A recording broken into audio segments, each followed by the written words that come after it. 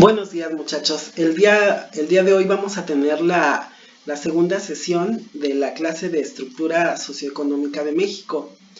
En la clase anterior establecimos cuáles van a ser las formas de evaluar, de entregar trabajos.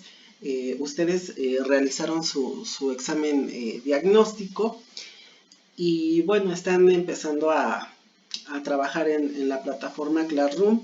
Sé que es un poco nuevo y tal vez un poco complicado para varios de ustedes.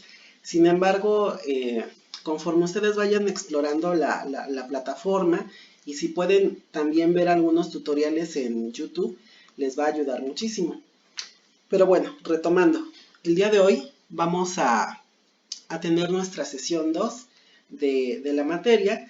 Y el día de hoy quiero que ustedes entiendan un poco más la importancia de esta materia. Ustedes, en primer lugar, necesitan saber qué es una estructura. Una estructura que damos en la clase anterior es algo que sostiene un cuerpo o que sostiene un algo. La estructura básica que ustedes conocen es la estructura de su esqueleto. Todos nosotros tenemos un sistema óseo, tenemos una estructura, esta estructura es un esqueleto, y el esqueleto va a contener lo que son nuestros órganos y nuestros músculos. Si nosotros no tuviéramos este esqueleto, nuestra forma iba a ser totalmente distinta a lo que conocemos hoy en día. E incluso cuando perdemos alguna parte de nuestro cuerpo por alguna enfermedad, por ejemplo, una amputación o algún tipo de accidente que lleve a que nos quiten alguna parte de nuestro cuerpo, esto conlleva que la estructura no esté al 100% completa y se tiene que usar una prótesis. El funcionamiento probablemente no sea el mismo, pero esa prótesis va a ayudar a complementar o a sostener esa estructura. Otro tipo de estructura que ustedes conocen es, por ejemplo, la de su casa. La casa de ustedes, el lugar en donde ustedes viven, tiene una estructura. Generalmente esa estructura, al menos aquí en México, está hecha de varillas. Las varillas van a ser lo equivalente a los huesos, y estas varillas van a sostener toda la casa en conjunto. Y como estos ejemplos, hay muchas más estructuras que ustedes conocen.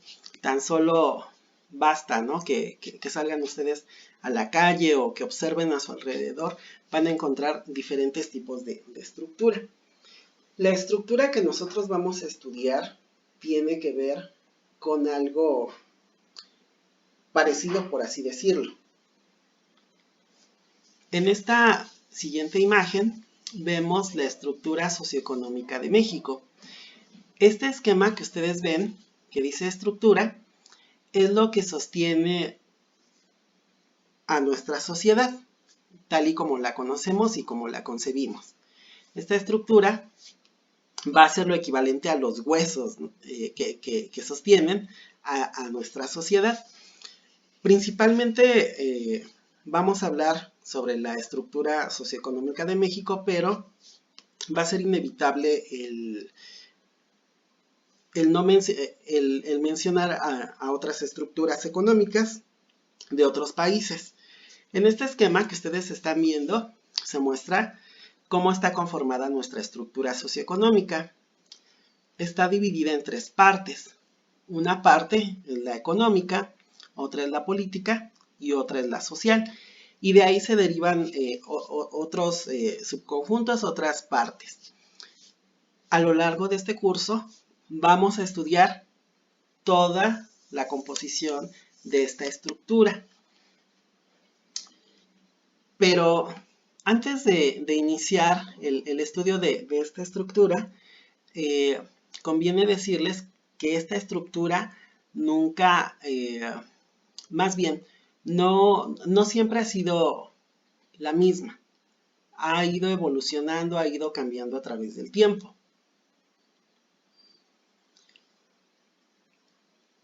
Como, como nosotros conocemos a nuestra sociedad actual, esta es producto de una evolución. Es decir, no siempre los seres humanos hemos vivido como lo conocemos hoy en día. Según los investigadores nos dicen que la humanidad ha pasado por diferentes modos de producción y en estos modos de producción se ha vivido con diferentes estructuras sociales. Según los antropólogos y economistas y otros especialistas, nos dicen que los primeros seres humanos vivían de una forma que era nómada. Es decir, estos primeros seres humanos no estaban asentados en un lugar en específico. Ellos llegaban a un territorio, consumían los productos que ese territorio les ofrecía y cuando ya se agotaban los recursos, se trasladaban a otro territorio que tuviera recursos. Es decir, ellos no sembraban, no almacenaban semillas, no tenían rebaños, etcétera, etcétera.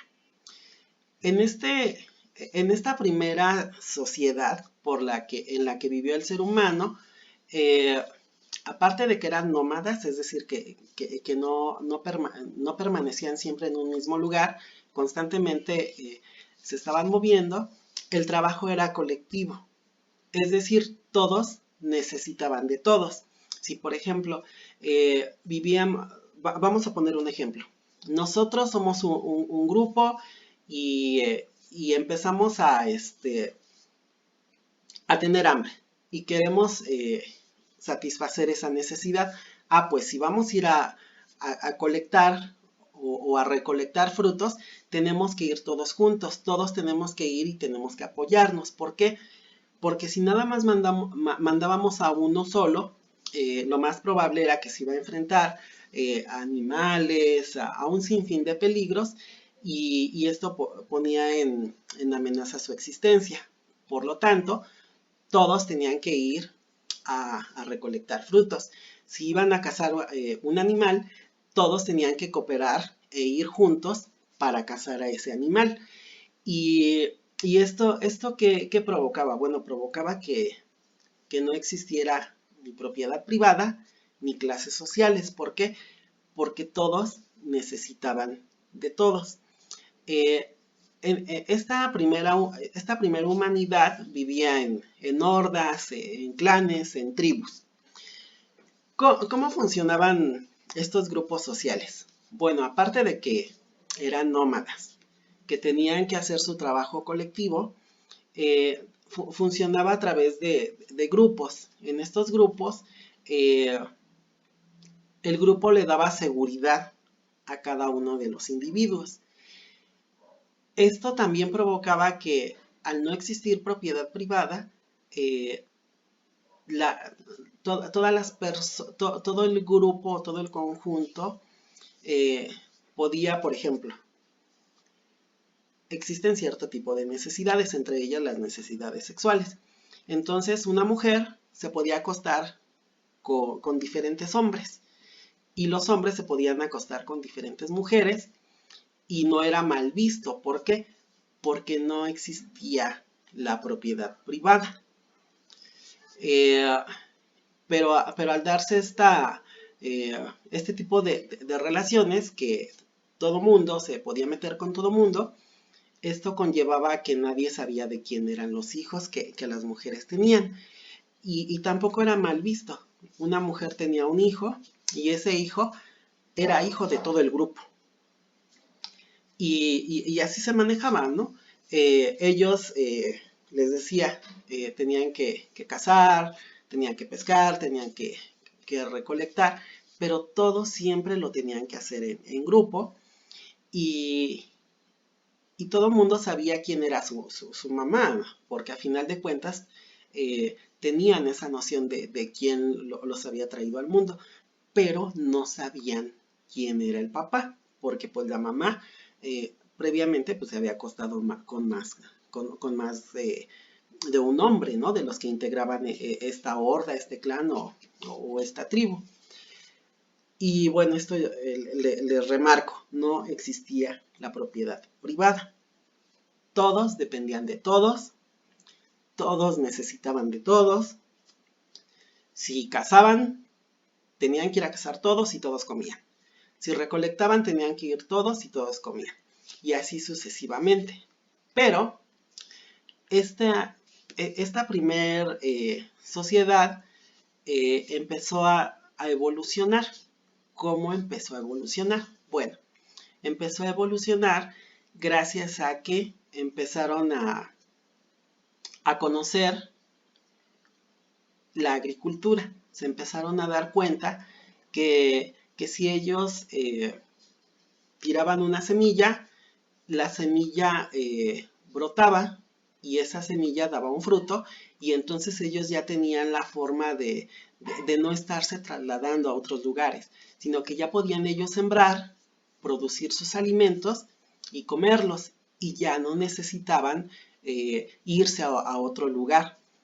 También descubrieron la domesticación. Se dieron cuenta que no solamente podían cazar a los animales, los podían cazar, los podían tener con ellos, los podían domesticar y estos animales a su vez iban a tener hijos y esto los llevaba a tener rebaños, a tener pues una gran cantidad de animales y ya no necesitaban salir al bosque a cazar.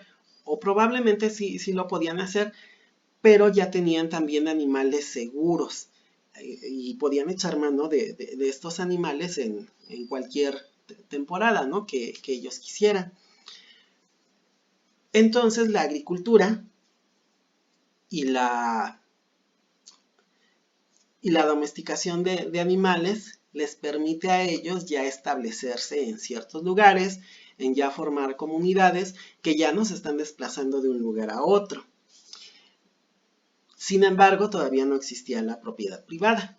En los grupos, todos se dedicaban a la agricultura, todos se dedicaban a tener rebaños, pero empezó a existir una inquietud en los hombres. Los hombres, cuando se daban cuenta de que ya iban a morir, querían heredar o querían dejarle lo que ellos habían logrado a lo largo de su vida por medio de su trabajo a sus hijos, pero ellos no sabían quiénes eran sus hijos. ¿Por qué? Pues porque como las mujeres y los hombres tenían relaciones de manera promiscua, pues no lograban identificar quién era su hijo. ¿Esto a qué llevó? Bueno, llevó a que se diera una primera revolución.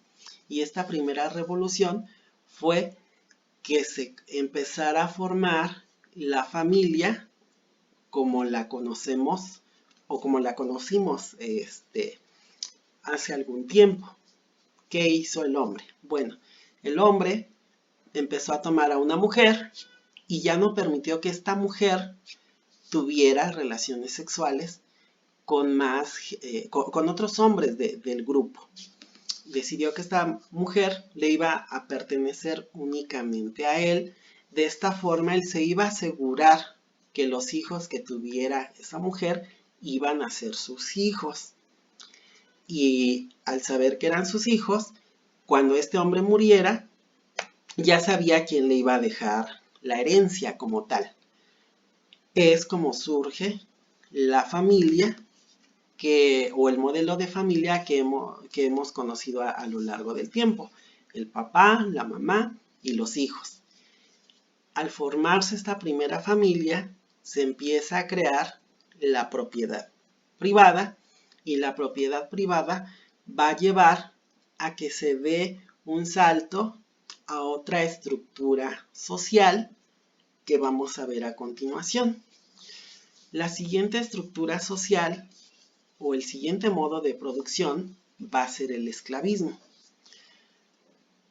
Pasó el tiempo, ya estas tribus nómadas ya se establecieron, ya formaron pueblos o aldeas, ya no tenían necesidad de moverse de un lugar a otro, ya los hombres tenían a una mujer, ya sabían quiénes eran sus hijos, ya iban guardando todo el excedente que tenían de la agricultura y se iban haciendo de más rebaños, de pieles, empezaron a producir diferentes tipos de productos que iban necesitando, de alfarería, etcétera, etcétera.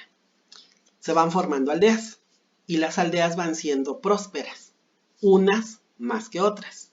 ¿Qué pasa? Bueno, pasa que entre aldeas empieza a haber por así decirlo, un cierto grado de envidia. Si yo vivía en una aldea próspera, lo más seguro es que la aldea que estaba a un lado, si no era tan próspera, me iba a tener un poco de envidia. Y esas personas de esa aldea se iban a organizar, iban a empezar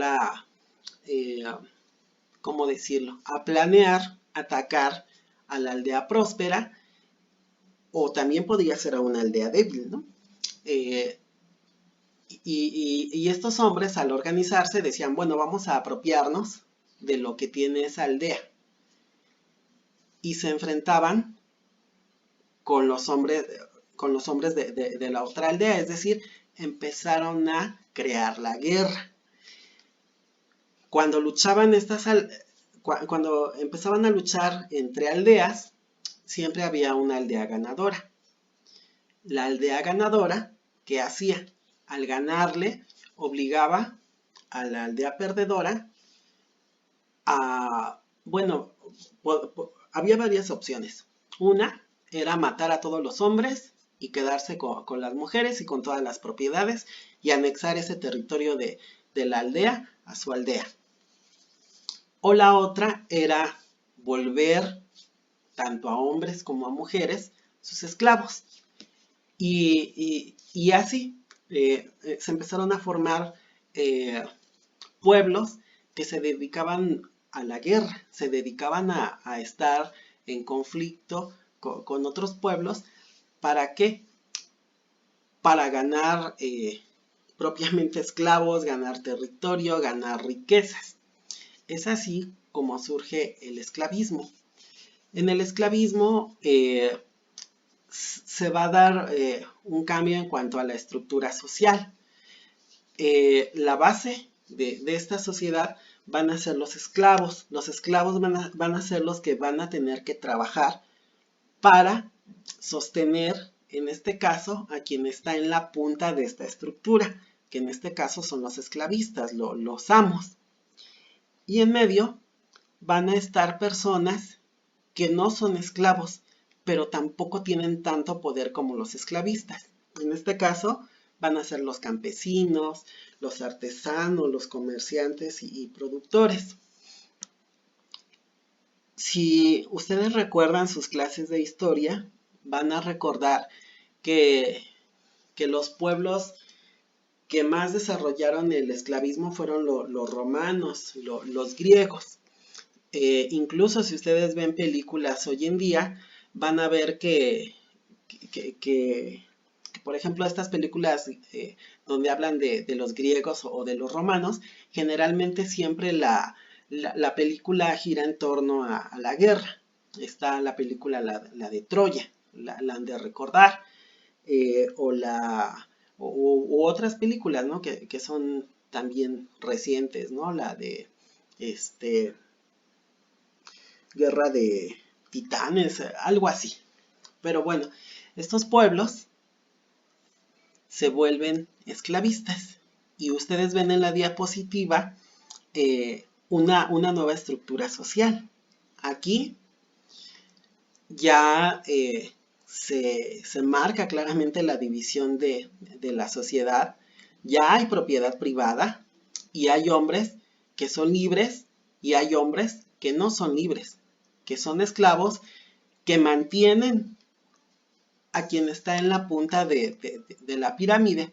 los esclavos sostienen a las otras dos clases sociales.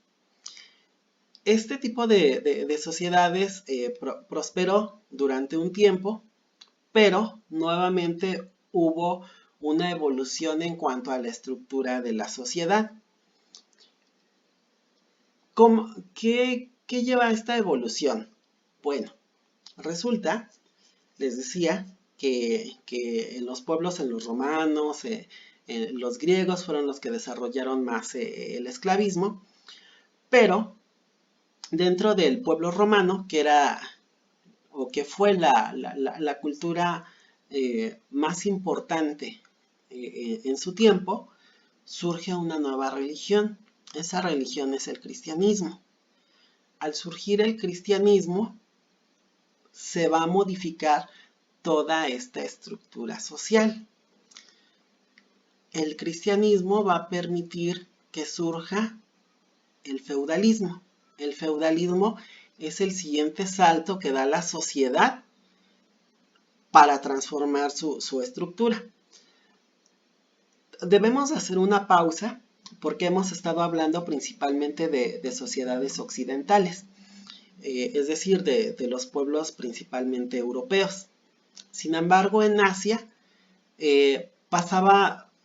también estaba pasando algo histórico, aunque no se le conoce como una estructura esclavista, se le conoce como el modo de producción asiático. Vamos a revisar qué pasaba en Asia. En esta diapositiva que ustedes están viendo, vamos a ver rápidamente cómo era el modo de producción asiático. En Asia no se le conoce como esclavismo, se le conoce como modo de producción asiático. En el modo de producción asiático existía en esta estructura, en la punta estaba el gobernante despótico. En este caso generalmente era un emperador. Él era el dueño de todo el territorio. Él se apropiaba de todo, él ordenaba todo y para lograr tener ese poder se valía de un ejército y también de sacerdotes. Aquí en la diapositiva dice alto ejército y sacerdotes. ¿Por qué? Porque ustedes saben que también dentro del ejército y de los sacerdotes existen clases sociales. En esta parte de medio, de esta pirámide que estamos viendo, el ejército y los sacerdotes se encargaban de mantener, junto con el gobernante despótico o del emperador, tener dominados a todo el pueblo, que eran conocidos como aldeanos. ¿Cómo se lograba dominar a estos aldeanos? Se les dominaba por medio de la fuerza. Con un ejército poderoso se podía tener reprimidos a estos aldeanos y también por medio de la religión. Pero una característica que tenía este gobernante despótico era que él se apropiaba de toda el agua. Ustedes saben que en Asia y en todo el mundo, para la agricultura es muy necesaria el agua, pero los asiáticos tienden mucho a comer arroz. Para poder producir arroz se necesita muchísima agua. El gobernante despótico se apropiaba del agua y si los aldeanos no se querían poner bajo su cuidado o bajo su mando, él automáticamente mandaba a cortarles el agua. Esto los doblegaba y se ponían a disposición de lo que el déspota quisiera. De esta forma, los asiáticos estuvieron, principalmente los altos líderes, los emperadores mantuvieron su poder durante muchísimo tiempo. Esto a la par de lo que sucedía en Occidente, que en Occidente estaba pasando el esclavismo. Regresando a Occidente, les decía que después del esclavismo surgió el feudalismo. Y el feudalismo tiene un gran apoyo en cuanto al cristianismo. Cuando surge la religión cristiana, los emperadores romanos, griegos, etcétera, egipcios, ellos tienden a empezar a concebir el mundo de una forma distinta y se ven obligados a tener que modificar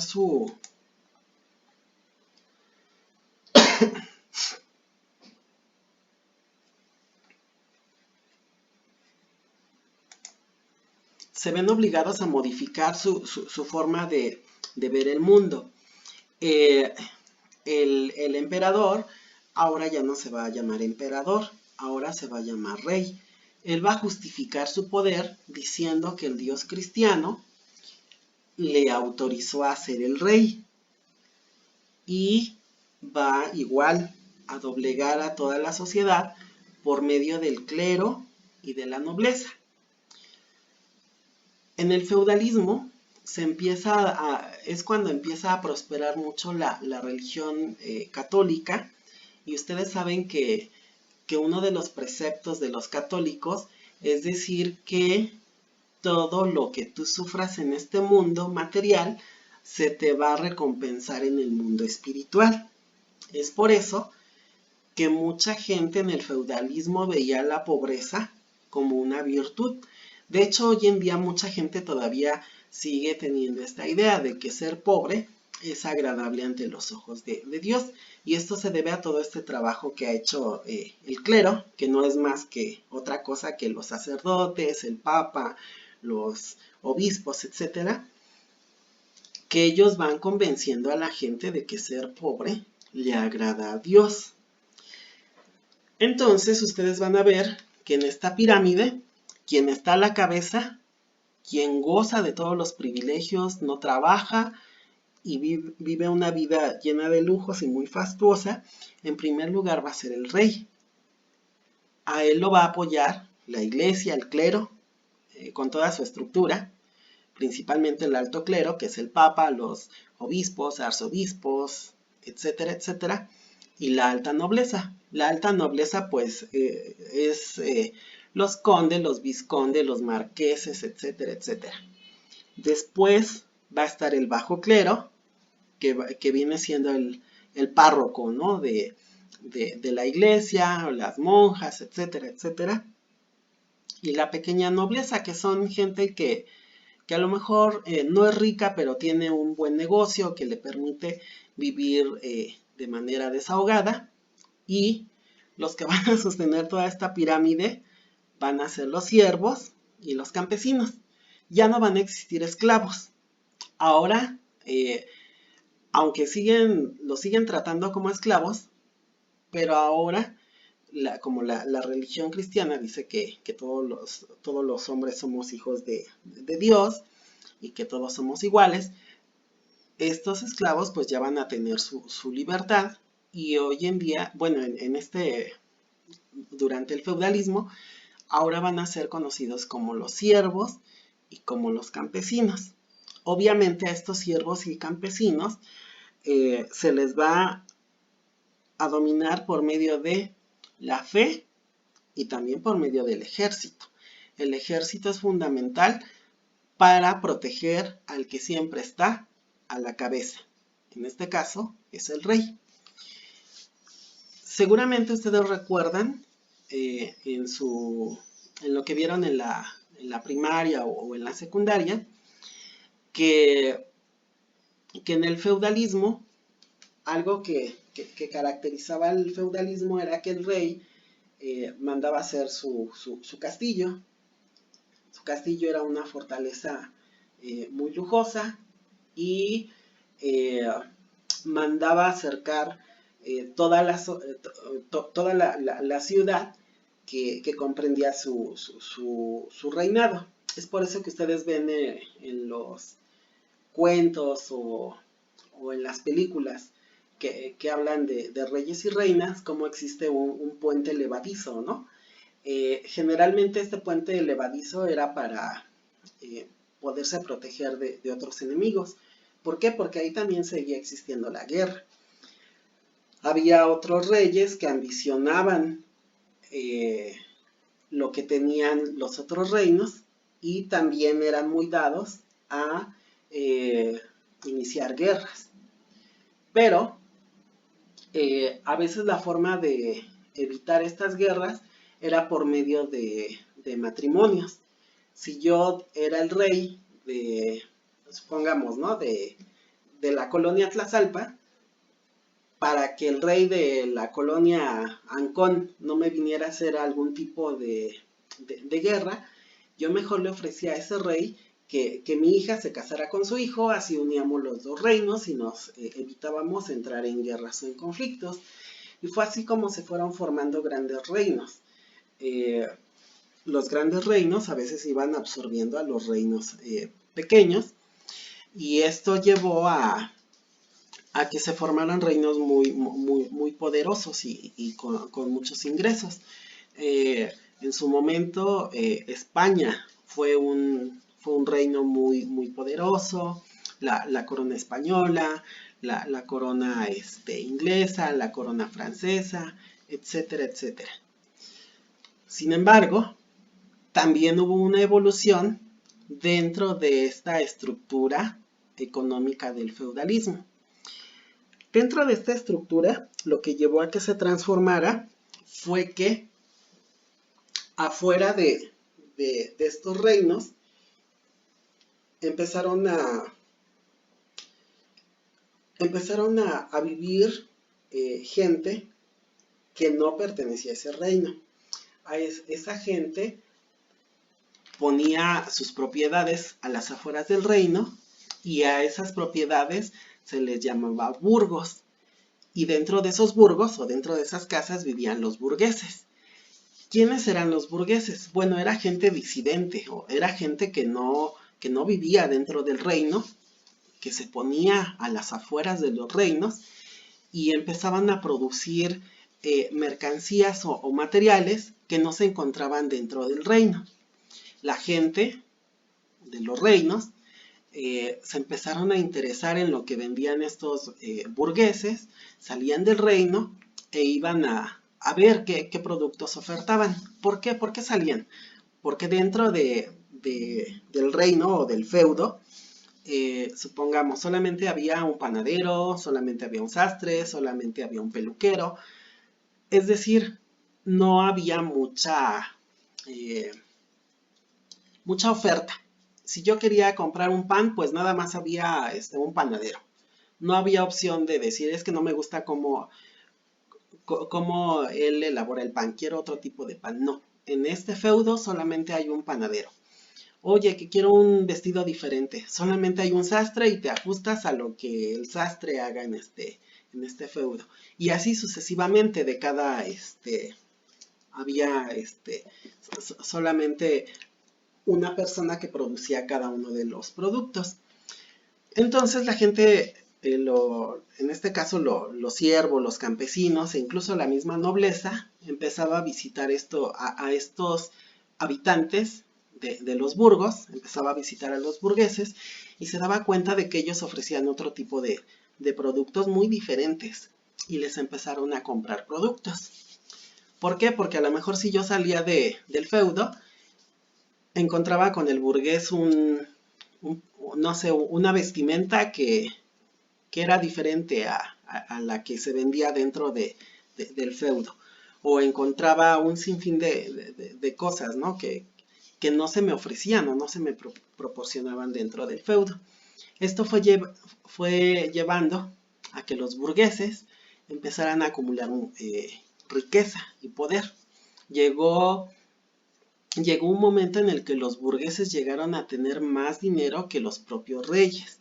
Y al tener más dinero que los propios reyes, empezaron también a desarrollar otro tipo de innovaciones que les permitieron volverse más eficientes y también esto los llevó a que empezaran a cuestionar mucho a la religión católica. Los burgueses, al tener poder económico y al empezar a desarrollar la tecnología, porque algo que hicieron en su momento la burguesía fue desarrollar la tecnología, les permitió tener mucho poder y se fueron infiltrando en los círculos de poder por medio de la nobleza y utilizaron a los siervos, a los campesinos e incluso al bajo clero y a la pequeña nobleza. ¿Para qué? Para llevar a cabo una revolución, derrocar a los reyes y ellos ponerse a la cabeza. ¿Cuándo sucedió esto? Bueno, el antecedente más conocido fue en Francia. En ese entonces sucede que los reyes pues vivían sin hacer absolutamente nada. El pueblo vivía muchas carencias, vivía mucha hambre y alentados por la burguesía se rebelaron. ¿Y qué hicieron? Pues le cortaron la cabeza a los reyes. Ustedes han escuchado hablar sobre la guillotina, que antes se guillotinaba a las personas. Bueno, pues la guillotina se empezó a implementar en Francia y de los primeros que fueron guillotinados fueron los reyes, los reyes de Francia.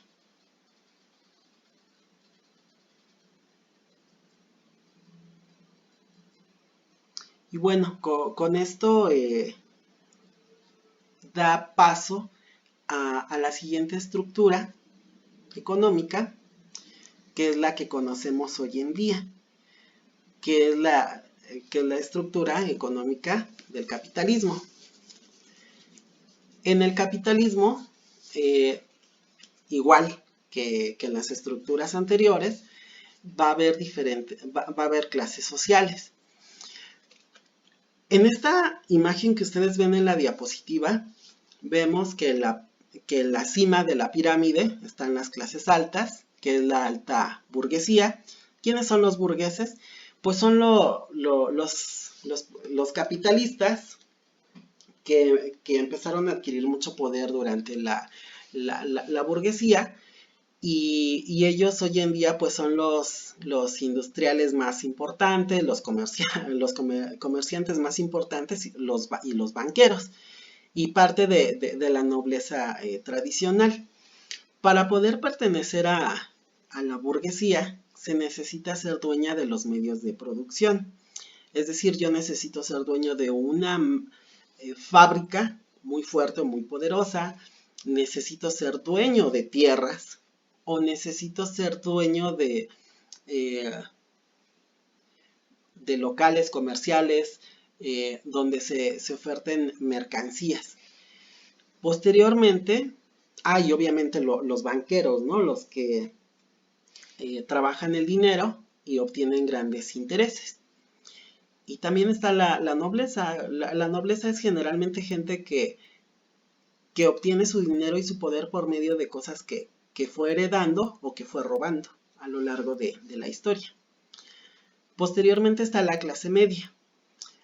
Aunque la clase media bien no existe como tal, más bien es un engaño que nos hacen creer las clases altas. Las clases medias generalmente son trabajadores que están especializados en ciertas áreas. Es decir, es gente que le sirve a las clases altas. Hoy en día podemos decir que son pues, los abogados, los médicos, los ingenieros, todos los que tienen alguna carrera profesional. Y esto solo algunos, porque muchos, aunque tengan alguna formación profesional o tengan un negocio o sean campesinos, que tengan algunas tierras, sin embargo, a veces pueden vivir con ciertas comodidades y lujos, pero hoy en día se ha profundizado tanto la desigualdad social que se dice que ya la clase media ya dejó de existir. Hoy en día se dice que solamente existe la clase alta y la clase baja.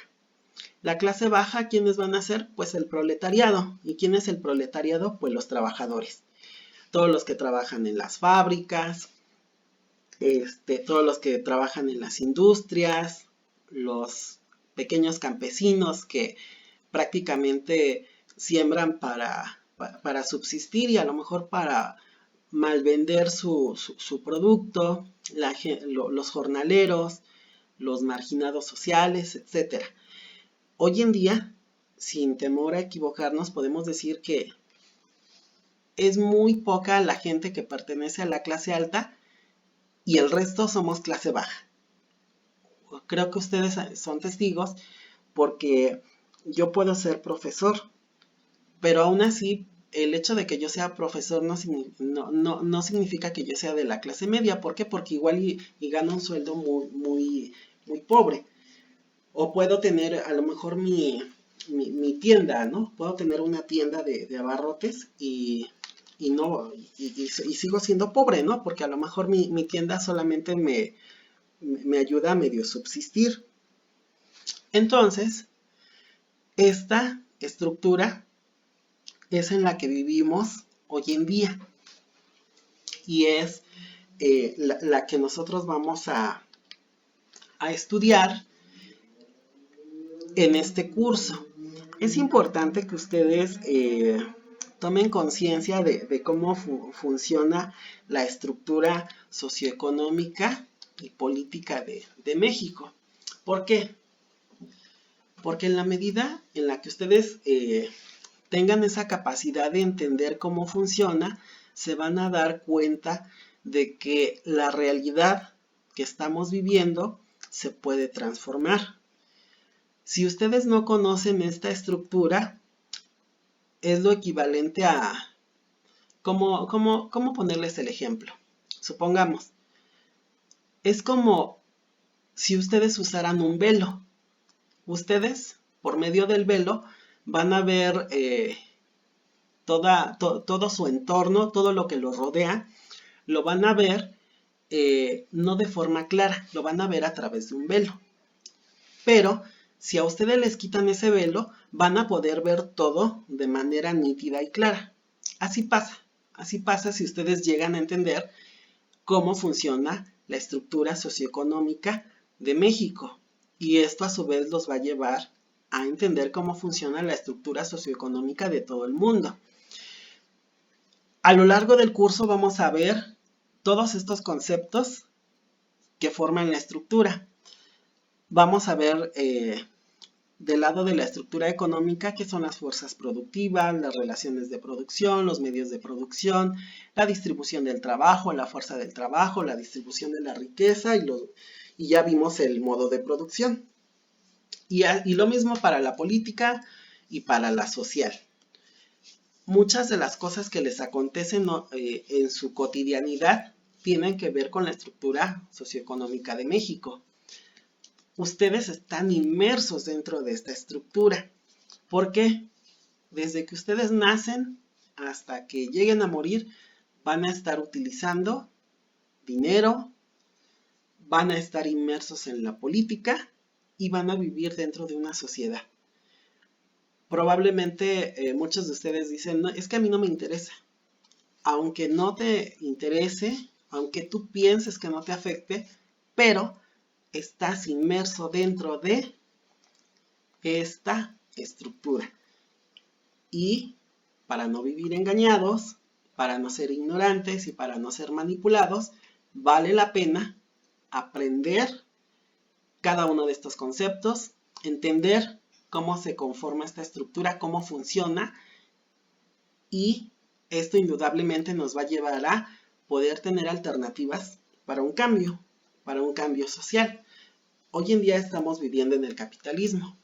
En un futuro también va a evolucionar esa estructura y va a haber un nuevo modelo económico. No sabemos cómo se va a llamar. Muchos dicen que es el socialismo.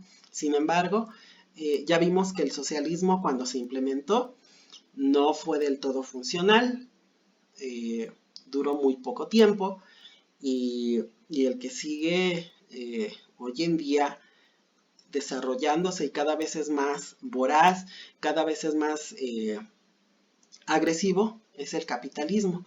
¿Por qué les digo que es voraz y por qué les digo que es agresivo? Porque cada día hay más gente pobre. Y va a llegar un momento en que toda esta gente pobre se va a hartar, va a organizar una revolución y se va a modificar toda esta estructura social que ustedes están viendo en la diapositiva. Y así como dejó de existir el comunismo primitivo, el esclavismo, el modo de producción asiático y el feudalismo, va a llegar un momento en el que el capitalismo va a dejar de existir y va a dar paso a otro nuevo modo de producción, a otra estructura social. Probablemente no nos toque a nosotros, probablemente sí, probablemente les toque a sus hijos. Y bueno, con todo lo que nos ha sucedido en estos últimos meses, pues no nos sorprendería que pueda pasar algo, ¿no? Yo creo que a principios de año ustedes no se imaginaban, ¿no? O nadie se imaginaba que íbamos a estar dentro de una pandemia. Y vean, algo que parecía un sueño, ya es una realidad. Estamos en una pandemia, estamos viviendo muchas situaciones que nos tensan y nos estresan. Y bueno, esto también puede ser un factor que ayude o que lleve a que esta estructura del capitalismo se transforme o se agudice.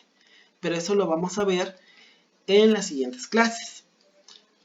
Les voy a dejar de tarea que de favor ustedes lo que vimos en estas diapositivas, ustedes lo vayan plasmando en su cuaderno, que se den a la tarea de copiar cada una de estas estructuras, y si pueden complementarla, mucho mejor, porque va a ser parte de lo que vamos a ver en su examen. De igual forma, les voy a dejar una lectura en Classroom para que ustedes puedan complementar sus apuntes, y les voy a pedir que también de tarea elaboren una actividad en donde ustedes van a hacer una lista de todos los gastos que ustedes tienen, no solamente ustedes, sino su familia, a lo largo de una semana. Desde comida, transporte público, artículos de higiene, que ustedes vayan haciendo un listado de en qué se gastan el dinero. ¿En qué se gastan el dinero a la semana? Esta actividad me la van a mandar o la van a subir en privado a Classroom, ya saben, con sus datos. De cualquier forma les voy a subir el esquema en el que ustedes se pueden apoyar para realizar esta actividad. Y les vuelvo a repetir, tomar apuntes de esta presentación y desarrollarla en sus cuadernos, porque van a ser preguntas de examen cuando les toque hacer su examen. Por el momento es todo en esta exposición, y ahora vamos a las dudas.